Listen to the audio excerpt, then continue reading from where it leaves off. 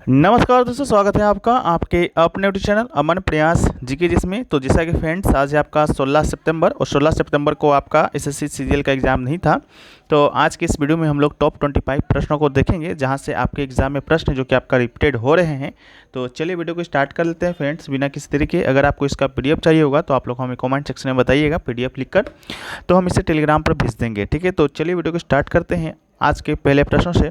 तो आज का जो पहला जो प्रश्न है वह है कि भारत के कौन से पड़ोसी देश की आधिकारिक भाषा दारी है। ठीक है, 4 ऑप्शन आपको इसी प्रकार से दिया रहेगा: बांग्लादेश, अफगानिस्तान, भूटान और नेपाल। ठीक है, तो इसका जो राइट आंसर होने वाला है वो दोस्तों आपका होने वाला है आपका ऑप्शन बी, आपका अफगानिस्तान। ठीक है, जो आपका दारी जो भाषा है वो आपका अफगानिस्तान का आधिकारिक भाषा है। इसके अलावा दारी के अलावा जो आधिकारिक भाषा जो है आपका अफगानिस्तान का वो है आपका पश्तो। ठीक है, इसके अलावा बांग्लादेश की बात करते हैं तो बांग्लादेश का आधिकारिक भाषा इजली याद रख सकते हैं वो है आपका वांगला। इसके अलावा भूटान की आधिकारिक भाषा की बात करते हैं तो भूटान का आधिकारिक भाषा है वो है आपका जोंगखा। ठीक है, इसके अलावा नेपाल का आधिकारिक भाषा की बात की जाएगी तो नेपाल का आधिकारिक जो भाषा है वो आपका है नेपाली। इसके अलावा कुछ और आपके पड़ोसी राज्य जहाँ से आपके आधिकारिक भाषा पूछे जाते हैं, जैसा कि एक आपका हो गया म्यांमार। ठीक है, म्यांमार की बात करते हैं तो यहाँ का आधिकारिक भाषा है वो है आपका बर्मा। इसके अलावा पाकिस्तान की आधिकारिक भाषा की बात करते हैं तो ये है आपका उर्दू। और श्रीलंका की बात करते हैं तो श्रीलंका में कौन सा भाषा बोला जाता है तो वो बोला जाता है आपका सिंहला। ठीक है, सिंहला बोला जाता है, साथ में आपका तमिल भी बोला जाता है। आपका ऑप्शन में सिंहला ही रहता है खासकर। ठीक है, इसके अलावा अगर आपसे पूछा जाता है मालदीव की आधिकारिक भाषा क्या है तो मालदीव की आधिकारिक भाषा की बात करते हैं तो वह है आपका दिवेही। ठीक है, तो दिवेही आपका मालदीव का आधिकारिक भाषा है, तो इसको आपको याद रखना होगा। बाकी ट्रिक व्रिक है तो एक देखिए, ट्रिक आपका अफगानिस्तान का है, यहाँ से आपका एग्जाम में प्रश्न आता है तो इसको भी याद रखिएगा। जैसे अफगानिस्तान का आधिकारिक भाषा है दारी और पश्तो। ठीक है, तो इसको ऐसे याद रखना है कि आप पास्ता खा रहे हैं दरी बिछा के, कहाँ पर, तो अफगानिस्तान में। ठीक है, तो इस प्रकार रिलेट करके भी आप लोग याद रख सकते हैं, आप लोग अपना भी ट्रिक बना सकते हैं। ठीक है, बढ़ते हैं हम लोग नेक्स्ट क्वेश्चन की ओर। लेकिन नेक्स्ट क्वेश्चन में बढ़ें उससे पहले दोस्तों आपको बात कर लेते हैं मॉक टेस्ट के बारे में। अगर आप लोग किसी भी एग्जाम का मॉक टेस्ट वगैरह देना चाहते हैं, जो कि अगर आप लोग मॉक टेस्ट देते हैं तो एग्जाम में अच्छा स्कोर कर पाते हैं, अगर स्कोर कर पाते हैं तो रैंक पे आप अच्छा ले कर आते हैं। ठीक है, तो मॉक टेस्ट देने का जो सबसे अच्छा जो प्लेटफॉर्म है अभी तक के मार्केट में वह है दोस्तों आपका टेक्स्ट बुक पर अभी आपका ऑफर भी चल रहा है फ्यूचर ऑफिसर सेल के नाम से। ठीक है, अगर इस सेल के दौरान अगर आप इनका ईयरली का text book pass pro purchase करते हैं तो आपको यह मात्र 615 रुपये में मिलने वाला है। साथ में अगर कूपन कोड अगर आप APG यूज़ करते हैं तो आपको यहाँ पर 12% का एक्स्ट्रा ऑफ में मिलता है। ठीक है, टेक्स्ट बुक पर आपको SSC के सभी एग्जामों के अलावा रेलवे का, डिफेंस का, स्टेट लेवल का जो भी एग्जाम होता है, बैंकिंग का, उन सभी एग्जामों का मॉक टेस्ट और POIPs हैं जो कि एक ही पास में आपको उपलब्ध होता है। जैसा कि आपको SSC का पिछले दिनों 40,000 वैकेंसी पर जो वैकेंसी आपका देखने को मिला था उसका भी मॉक टेस्ट यहाँ पर अपलोड किया जा चुका है। 640 मॉक टेस्ट है, 217 POIPs हैं। साथ में SSC MTS का जो एग्जाम आपका होना है 30 सितंबर से, उसका भी 729 मॉक टेस्ट और 252 POIPs यहाँ पर शामिल किया गया है। साथ में जो आपका SSC CGL का चल रहा है तो उसका भी आपको यहाँ पर मॉक टेस्ट देखने को मिलता है, Tier 1 और Tier 2 दोनों का। टोटल 997 टेस्ट आपका यहाँ पर सीजीएल 2024 के लिए है और 4 अगस्त 2024 को ये अपलोड किया जा चुका है। तो आप लोग इसका लाभ उठा सकते हैं। इसका जो लिंक है डिस्क्रिप्शन में दिया रहेगा, साथ में कमेंट सेक्शन में भी पिन किया रहेगा, तो आप लोग जाकर एक बार चेकआउट जरूर कर लीजिएगा। हम लोग बढ़ते हैं नेक्स्ट क्वेश्चन की ओर। ठीक है, तो हमारा जो नेक्स्ट क्वेश्चन है वह है कि निम्नलिखित में से कौन सी फसल जायद नहीं है। ठीक है, तो जायद नहीं है पूछा गया, 4 ऑप्शन दिया गया: तरबूज हो गया, कद्दू हो गया, ककड़ी हो गया और आपका हो गया चावल। ठीक है, तो इसका जो राइट आंसर होने वाला है वो आपका ऑप्शन नंबर C यानी कि चावल होने वाला है। चावल की बात करते हैं तो चावल दोस्तों आपका जायद फसल नहीं है। चावल क्या है तो एक आपका खरीफ फसल है। ठीक है, अब आपको ये डिफरेंस पता होना चाहिए कि फसल के कितने प्रकार हैं और कौन कौन से फसल किस किस श्रेणी में आते हैं। ठीक है, तो फसल के प्रकार की बात करते हैं तो फसल का अमूमन आपका 3 ही प्रकार है। ठीक है, 3 प्रकार में एक प्रकार है आपका जायद फसल है, इसके अलावा एक आपका जायद है, दूसरा की बात करते हैं तो खरीफ फसल है और तीसरा दोस्तों आपका है रबी फसल। ठीक है, यही 3 ही फसल आपका है, ये 3 ही फसल से आपके एग्जाम में प्रश्न जो कि देखने को मिलते हैं। तो सबसे पहले हम लोग खरीफ फसल के बारे में जानते हैं। तो खरीफ जो फसल है, ठीक है, खरीफ फसल की बात करते हैं तो यह जो फसल है वो दोस्तों आपका मानसून के मौसम में इसकी खेती की जाती है। जब आप मानसून आता है, बारिश होता है तो। ठीक है, इस फसल में कौन कौन सा आपका उदाहरण देखने को मिलता है, जैसे कि आपका चावल हो गया। ठीक है, चावल क्या है तो एक आपका खरीफ फसल ही है। इसके अलावा मक्का की बात करते हैं तो मक्का भी एक खरीफ फसल है। इसके अलावा बाजरा की बात करते हैं तो बाजरा भी खरीफ फसल है। रागी है, इसको भी याद रखिएगा। सोयाबीन की बात करते हैं वो भी आपका एक खरीफ फसल है। इसके अलावा अगर आप मूंगफली देखते हैं तो मूंगफली भी खरीफ फसल है। इसके अलावा कपास की बात करते हैं तो कपास भी खरीफ है। इसके अलावा शरबत ये भी आपका एक खरीफ फसल है। ठीक है, तो ये सभी आपका क्या है, खरीफ फसल है। अब हम लोग बात कर लेते हैं रबी फसल का। ठीक है, तो रबी फसल की बात करते हैं तो इसकी जो शुरुआत है बोआने की, वो आपका सर्दियों अंत में, मानसून के अंत में या सर्दियों के मौसम में इसका शुरुआत किया जाता है और काटा वगैरह जाता है गर्मी में। ठीक है, तो रबी फसल में कौन कौन सा फसल आता है, तो रबी फसल की बात करते हैं तो इसमें दोस्तों आपको गेहूं देखने को मिलेगा। इसके अलावा सरसों आपको देखने को मिलता है रबी फसल में ही। दाल की बात करते हैं तो ये भी आपका रबी फसल में ही देखने को मिलता है। इसके अलावा जौ आपका, ये सभी रबी फसल है। अब बात रहा जायद फसल का। जायद फसल क्या है, तो जायद फसल कुछ और नहीं है, ये जो रबी और खरीफ फसल है उन दोनों के बीचों में इसका ये पैदावार किया जाता है, इसको काट लिया जाता है। ठीक है, तो ये दोनों के बीच ही एक छोटा सा मौसम है। इसकी बात करते हैं तो तरबूज आपका एक जायद फसल है। इसके अलावा कद्दू भी एक आपका जायद फसल है।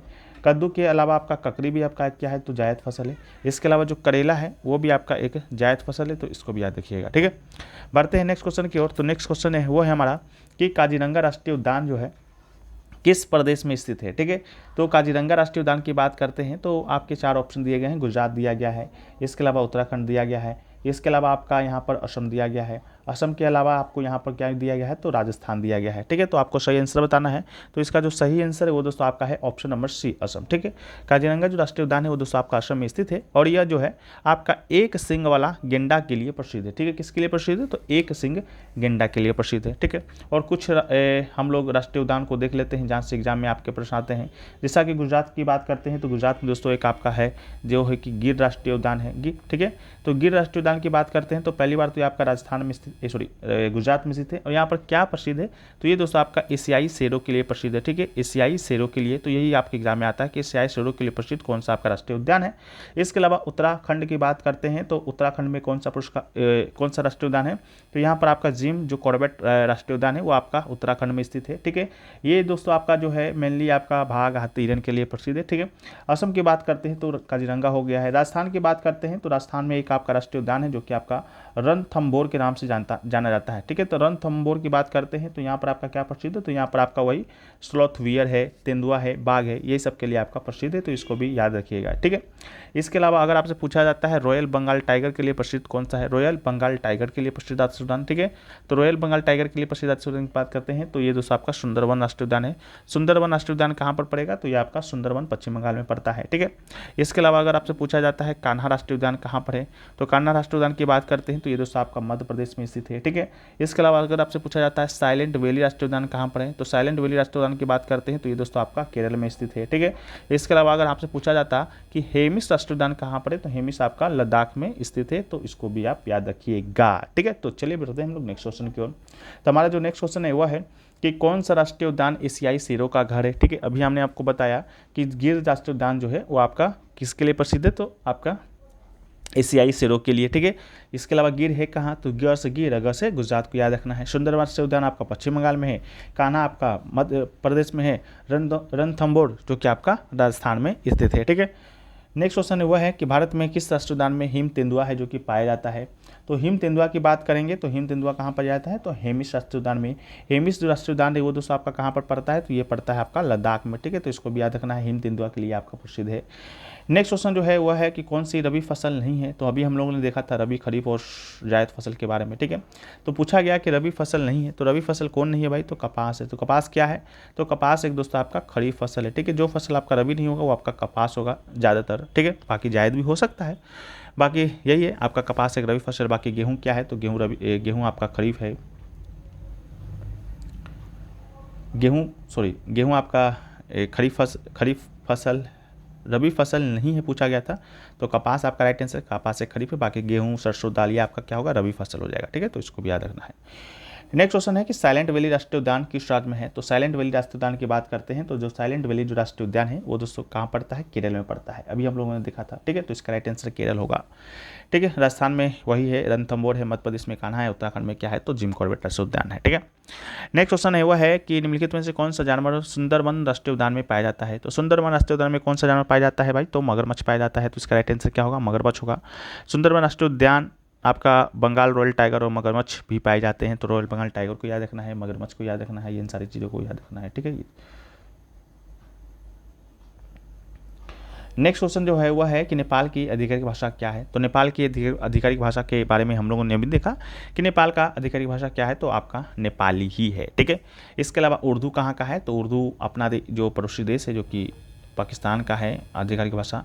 नेपाली नेपाल का है। बांग्ला दोस्तों आपका बांग्लादेश का है। ठीक है, तो इसको भी याद रखना है, बांग्लादेश। और मंदारिन की बात करते हैं तो ये दोस्तों आपका चीन का आधिकारिक भाषा है, तो इसको भी याद रखना है, कहाँ का है, चीन का। ठीक है, नेक्स्ट आपका है कि म्यांमार की आधिकारिक भाषा क्या है भाई। तो म्यांमार की आधिकारिक भाषा की बात करते हैं तो बर्मी आपका म्यांमार का आधिकारिक भाषा है। इसके अलावा जोंगखा कहाँ का है, तो जोंगखा आपका भूटान का है। ठीक है, इसके अलावा दिवेही कहाँ का है, तो दिवेही आपका मालदीव का है। और तमिल की बात करेंगे तो तमिल आपका इसे तो श्रीलंका में भी बोला जाता है। श्रीलंका का ऐसे आधिकारिक भाषा आपका सिंहली है। ठीक है, तो इसको भी याद रखना है। सो फ्रेंड्स, हमारा जो नेक्स्ट क्वेश्चन है वह है कि अनुच्छेद 51 में कौन सा अतिरिक्त कर्तव्य जोड़ा गया था। ठीक है, अतिरिक्त कर्तव्य की बात करेंगे तो यह है कि आपका जो मौलिक कर्तव्य है, पहले तो वो जो हमारे जो संविधान जो लागू हुआ था उस समय आपका नहीं था। मौलिक कर्तव्य की जो अवधारणा है वो हमें देखने को मिला था आपका 1976 में। ठीक है, 1976 में आपका एक कॉन्स्टिट्यूशन अमेंडमेंट आता है जिसे कि हम लोग 42वां संविधान संशोधन के नाम से जानते हैं। उसी समय आपका मौलिक कर्तव्य पहली बार जो कि संविधान में जोड़ा गया था। ठीक है, लेकिन अभी वर्तमान में हम लोग 11 मौलिक कर्तव्य को पढ़ते हैं। ठीक है, लेकिन 11 में से जो 10 मौलिक कर्तव्य है वो आपका इसी संवैधानिक संशोधन के माध्यम से आपके संविधान में जोड़ा गया था। ठीक है, तो वही आपसे पूछा गया कि एक जो मौलिक कर्तव्य है एक अगरमा, वो आपका कब जोड़ा गया था, तो ये जोड़ा गया था आपका 2002 में। ठीक है, 2002 में आपका 86वां संविधान संशोधन होता है उसके माध्यम से जोड़ा गया था। वही पूछा गया कि कौन सा मौलिक कर्तव्य जोड़ा गया था। ठीक है, तो जोड़ा गया था आपका अपने बच्चों को शिक्षा का अवसर प्रदान करना, ऑप्शन नंबर ए। ठीक है, अनुच्छेद 51 में माता पिता या अभिभावक अपने बच्चे को शिक्षा के अवसर प्रदान करने का मौलिक कर्तव्य है जो कि आपका इसी संविधान संशोधन के माध्यम से जुड़ा गया था। ठीक है, इसके अलावा मौलिक कर्तव्य से आपके जो क्वेश्चन पूछते हैं कि समिति का नाम पूछता है कि समिति के सिफारिश पर इस मौलिक कर्तव्य को जोड़ा गया था। ठीक है, तो समिति की बात करते हैं तो ये आपका सरदार स्वर्ण सिंह समिति के सिफारिश पर जोड़ा गया था। आपको याद है कि सरदार स्वर्ण सिंह समिति है उन्होंने आपका 8 ही मौलिक कर्तव्य को जोड़े जाने का प्रस्ताव दिया था, लेकिन उस समय आपका 10 मौलिक कर्तव्य जोड़ा गया था। ये भी प्रश्न आपके एग्जाम में पूछे जाते हैं। इसके अलावा मौलिक कर्तव्य की अवधारणा की बात करते हैं तो मौलिक कर्तव्य की जो अवधारणा है वो आपका किस देश के संविधान से लिया गया है, ये भी प्रश्न आपके एग्जाम में आता है। तो तत्कालीन यूएसएसआर जो कि अब रूस हो गया है उसके संविधान से लिया गया था। अनुच्छेद की बात करते हैं तो 51 ए में है। भाग अगर आपसे पूछता है तो भाग कहाँ पर है, तो भाग 4 का ए में है। ठीक है, इसको भी याद रखना है। साथ में 11 मौलिक कर्तव्य कौन कौन से हैं उसको भी याद रखना है। पीडीएफ में आपको दिया गया है, जो भी एनालिसिस का जो पीडीएफ आपके पास पहुंचा है टेलीग्राम के माध्यम से, तो वहां पर जाकर आप लोग एक बार उन 11 मौलिक कर्तव्य को बारी बारी से पढ़ लीजिएगा। ठीक है, आपके एग्जाम में इस तरह आएगा कि अनुच्छेद 51 ए का के आपका किससे संबंधित है, अनुच्छेद 51 ए का एच किससे संबंधित है, अनुच्छेद 51 ए का जी किससे संबंधित है। तो ठीक उसी प्रकार से आपको पीडीएफ में प्रोवाइड कराया गया है, तो आप लोग जाकर उसको पढ़ने का ट्राई जरूर कीजिएगा। ठीक है, बढ़ते हैं नेक्स्ट क्वेश्चन की ओर। तो नेक्स्ट क्वेश्चन जो हमारा है वह है कि 6वां संविधान संशोधन अधिनियम का मुख्य उद्देश्य क्या था। ठीक है, मुख्य उद्देश्य पूछा गया तो मुख्य उद्देश्य की बात करते हैं तो शिक्षा का अधिकार प्रदान करना इस अधिनियम का मुख्य उद्देश्य था, क्योंकि इस अधिनियम के माध्यम से पहली बात तो आपका अनुच्छेद 51 ए में सब क्लोज के जुड़ा गया था, जो कि अपने बच्चे को शिक्षा के अवसर प्रदान करना माता पिता का यह मौलिक कर्तव्य होगा। साथ में एक आपका अनुच्छेद 21 ए भी जोड़ा गया था। ठीक है, अनुच्छेद 21 ए में कहा गया था कि 6 से 14 वर्ष, ठीक है, 6 से 14 वर्ष के सभी सभी बच्चों को निःशुल्क और अनिवार्य शिक्षा प्रदान करना है। ठीक है, तो किसका मुख्य उद्देश्य क्या था भाई, तो शिक्षा का अधिकार प्रदान करना ही था, क्योंकि मौलिक कर्तव्य में भी जोड़ा गया था, मौलिक अधिकार में भी जोड़ा गया था, तो उद्देश्य आपका वही था। ठीक है, नेक्स्ट क्वेश्चन की बात करते हैं तो शुंग वंश का स्थापना किसने किया। शुंग वंश की स्थापना की बात करते हैं तो ये आपके एग्जाम में प्रश्न आया। तो शुंग वंश की स्थापना की बात करते हैं तो शुंग वंश का जो स्थापना है वो दोस्तों आपका किया गया था पुष्यमित्र शुंग के द्वारा। ठीक है, पुष्यमित्र शुंग की बात करते हैं तो शुंग वंश के पहले जो आपका वंश था वो था आपका मगध। ठीक है, मगध राजवंश के बारे में आप लोग पढ़ते होंगे, जिसका स्थापना आपका चंद्रगुप्त मौर्य ने किया था। ठीक है, चंद्रगुप्त मौर्य ने किया था, किसको हरा कर किया था, तो नंद वंश का जो अंतिम राजा था धनानंद, ठीक है, उसको हरा कर या कहें तो उसको मारकर आपका मगध का स्थापना किया था। ठीक है, तो मगध के बाद जो आपका वंश आया उसे ही हम लोग शुंग वंश के नाम से पढ़ते हैं, और मगध का जो अंतिम राजा हुआ आपका वृहदरथ। ठीक है, वृहदत्त जो अंतिम राजा हुआ उसी का सेनापति था आपका पुष्यमित्र शुंग। ठीक है, कौन था? पुष्यमित्र शुंग था। और यही पुष्यमित्र शुंग ने आपका वृहदत्त का हत्या करके अपने नाम से शुंग वंश का स्थापना है जो कि किया था। ठीक है, तो पुष्यमित्र शुंग इसका आपका राइट आंसर होगा।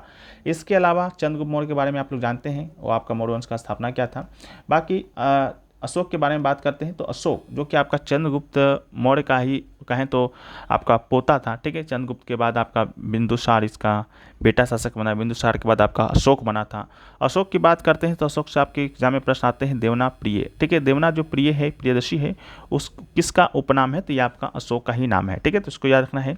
साथ में समुद्रगुप्त की बात करते हैं तो इसे भारत का नेपोलियन कहा जाता है। ठीक है, ये आपका गुप्त वंश का क्या था? तो शासक था, तो इसे भारत का नेपोलियन कहा जाता है, तो इसको भी आपको याद रखना है। ठीक है, एडम स्मिथ के द्वारा इसे भारत के नेपोलियन की संज्ञा दी गई थी। ठीक है, नेक्स्ट क्वेश्चन जो पूछा गया कि लॉर्ड डलहौजी के द्वारा अपनाई गई नीति को क्या कहते हैं? ठीक है, लॉर्ड डलहौजी के द्वारा एक नीति अपनाया गया था, हड़प नीति, सहायक गठबंधन, विलय नीति या राष्ट्र नीति, आपको बताना था। ठीक है, तो लॉर्ड डलहौजी के द्वारा जो है हड़प नीति जो है आपका किया गया था। ठीक है, हड़प नीति का शुरू किया गया था। हड़प नीति के माध्यम से ये क्या करता था कि कई राज्यों को अपने अंडर है जो कि विलय कर लेता था। ठीक है, हड़प नीति। ठीक है, हड़प नीति के बारे में बात करते हैं तो सबसे पहले पूछा जाता है कि पहला वो कौन सा राज्य था जो कि हड़प नीति का शिकार बना था। ठीक है, तो हड़प नीति का सबसे पहला शिकार बना था सतारा, जो कि 1848 में इसने मिला लिया था आपका ये ब्रिटिश साम्राज्य में। ठीक है, इसके अलावा जैतपुर, संबलपुर को याद रखिएगा, जैतपुर को, संबलपुर को भी आपका ये 1849 में मिलाया था। इसके अलावा बगहाट है जो कि 1850 में मिला लिया था। ठीक है, आपसे पूछा जाता है झांसी का विलय कब हुआ था? तो झांसी का विलय हुआ था 1853 में। ठीक है, इसके अलावा पूछा जाता है अवध का विलय कब हुआ? तो अवध का विलय हुआ था आपका 1856 में कुशासन का आरोप लगाकर। ठीक है, तो इसको भी याद रखिएगा। इसके अलावा जो सहायक गठबंधन है, सहायक गठबंधन ये आपका शुरू किया गया था लॉर्ड वेलेस्ली के द्वारा। ठीक है, लॉर्ड वेलेस्ली के द्वारा आपका ये शुरू किया गया था। कब किया गया था? तो 1798 में किया गया था। तो ये भी आपसे एग्जाम में प्रश्न पूछा जाता है। बाकी लॉर्ड डलहौजी के बारे में भी पूछा क्या जाएगा, यह आपका 1848 से लेकर 1856 तक ये आपका गवर्नर जनरल था और इसी ने ही आपका भारत में रेलवे का स्थापना किया था। वाला जो ट्रेन चला था आपका मुंबई से थाने के बीच, वो आपका इसी के शासनकाल में 1853 में 34 किलोमीटर के बीच है जो कि चलाया गया था। ठीक है, तो इसको याद रखना है। नेक्स्ट आपका है अनुच्छेद 21 के तहत बच्चे को शिक्षा का अधिकार दिया गया है। जैसा कि अभी हम लोगों ने देखा था कि अनुच्छेद 21A के तहत आपका 6 से 14 वर्ष के बच्चे को शिक्षा का अधिकार दिया गया है, अनिवार्य शिक्षा का अधिकार दिया गया है कि 6 से 14 वर्ष के बच्चे को तो अनिवार्य शिक्षा देना ही देना है, ये राज्य का कर्तव्य है। ठीक है, तो यही आपसे पूछा गया। ठीक है, नेक्स्ट क्वेश्चन है कि शुंग वंश की राजधानी कहाँ थी? तो शुंग वंश का स्थापना जैसा कि हमने देखा पुष्यमित्र शुंग के द्वारा किया गया था। तो इसका जो राजधानी है, प्रारंभिक राजधानी, वो दोस्तों आपका पाटलिपुत्र को बनाया गया था। ठीक है, बाद में पाटलिपुत्र चेंज करके इसके राजधानी को विदिशा भी चेंज किया गया था, विदिशा जो कि आपका पड़ता है मध्य प्रदेश में। ठीक है, तो इसको भी याद रखना है। ठीक है, काची बात करेंगे तो दक्षिण भारत में एक आपका राजवंश हुआ पल्लव। ठीक है, तो पल्लव राजवंश की राजधानी था आपका कांचीपुरम। ठीक है, पाटलिपुत्र की बात करते हैं तो यह मगध समाज का राजधानी था, मगध समाज का राजधानी था पाटलिपुत्र। मगध समाज का प्रारंभिक राजधानी की बात करेंगे तो राजगीर था, फिर वैशाली हुआ, फिर वैशाली से आपका अंत में पाटलिपुत्र आया। ठीक है, तो इसको भी याद रखना है। नेक्स्ट क्वेश्चन पूछा गया कि किस वर्ष लॉर्ड डलहौजी ने हड़प नीति को लागू किया था?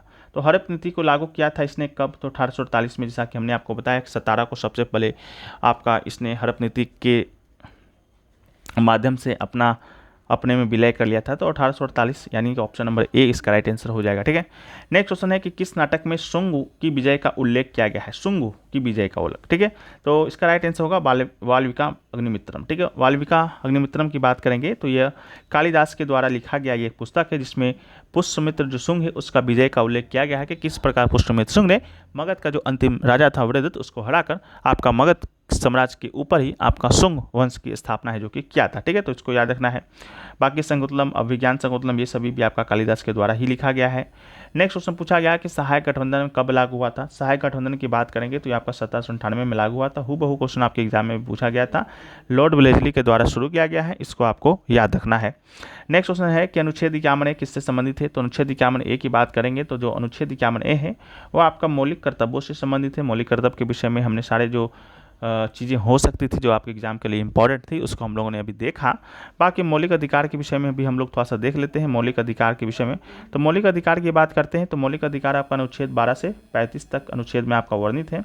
भाग की बात करते हैं तो भाग 3 में है, ठीक है, भाग 3 में है मौलिक कर्तव्य, मौलिक अधिकार का अवधारणा।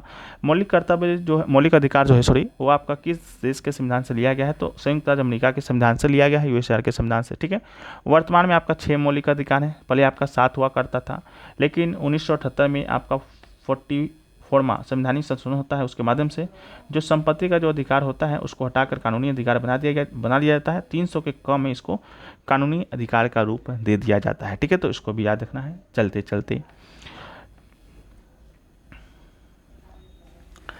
नेक्स्ट जो क्वेश्चन है फ्रेंड्स वह है कि छठ पूजा में किसकी पूजा की जाती है, ठीक है। तो छठ पूजा आपका एक त्यौहार है जो कि मुख्य रूप से बिहार का है, ठीक है, लेकिन इसे पूरे भारत में सेलिब्रेट किया जाता है, लेकिन आपके एग्जाम में जो आता है वो ऑप्शन बिहार नाम करके ही आता है, ठीक है। तो छठ पूजा कहाँ का है, तो बिहार का है, लेकिन आपसे पूछा गया कि इसमें किसकी पूजा की जाती है, ठीक है। तो छठ पूजा में हम लोग जो पूजा करते हैं वो आपके भगवान सूर्य को करते हैं, ठीक है। तो इसका राइट आंसर आपका ऑप्शन नंबर बी आपका हो जाएगा, छठ भगवान सूर्य, ठीक है। भगवान सूर्य के साथ साथ हम लोग छठी मैया का भी पूजा करते हैं, लेकिन आपका ऑप्शन में भगवान सूर्य के नाम से ही आपका ऑप्शन आता है, ठीक है। छठ पूजा की बात करते हैं तो ये दिवाली के बाद मनाया जाता है।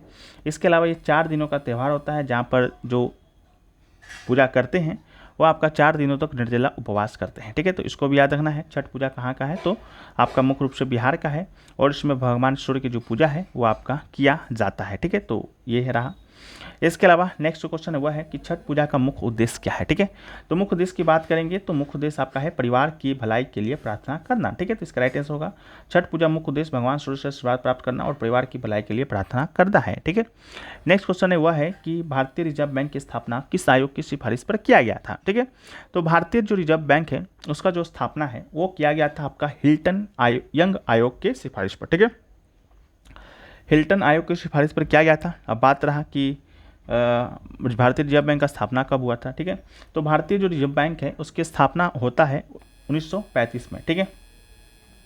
1 अप्रैल 1935 को आपका भारतीय रिजर्व बैंक का स्थापना होता है। अधिनियम पूछेगा या एक्ट पूछेगा तो एक्ट 1934 में आता है भारतीय रिजर्व बैंक अधिनियम, उसके तहत ही 1 अप्रैल 1935 को इसका स्थापना किया जाता है।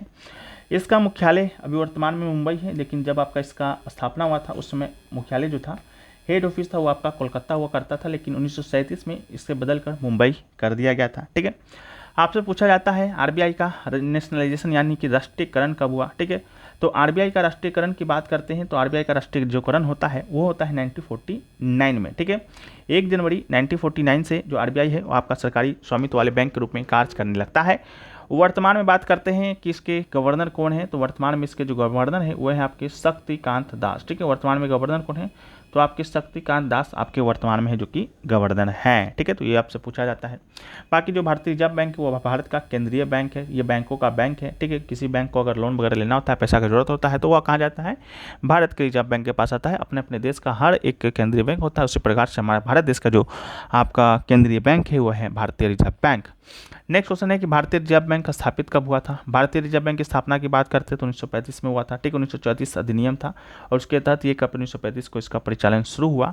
नेक्स्ट क्वेश्चन है कि राज्य के नीति निर्देशक तत्वों का विचार किस देश से लिया गया।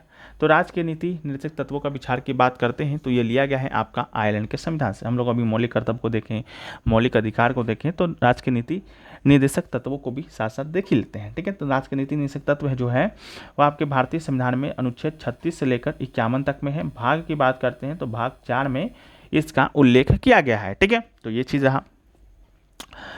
बाकी जो है इसकी अवधारणा आयरलैंड के संविधान से लिया गया है, और आयरलैंड के संविधान से और भी चीज़ें लिया गया है, जैसा कि राज्यसभा में जो सदस्यों का जो आपका नामांकन होता है, राज्यसभा का नामांकन होता है राष्ट्रपति के द्वारा, उसका लिया गया है।